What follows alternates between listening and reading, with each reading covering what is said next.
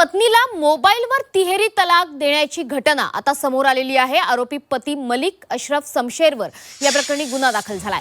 नाशिकच्या मुंबई नाका पोलिसात हा गुन्हा दाखल करण्यात आलाय। मुलाच्या मृत्यूला जबाबदार असल्याचं सांगत हा तलाक दिला गेल्याचं आता समोर आलेलं आहे। एका भंगार विक्रेत्याने त्याच्या गर्भवती पत्नीला मारहाण करत गर्भात वाढणाऱ्या जीवाच्या मृत्यूला कारणीभूत ठरवलं आणि तिहेरी तलाक दिला।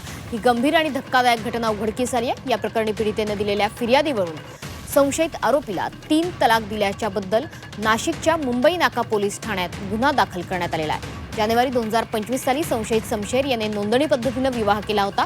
विवाहानंतर काही काळ त्यांच्यात संसार सुरळीत सुरू झाला, त्यानंतर मात्र वाद व्हायला सुरू झाली।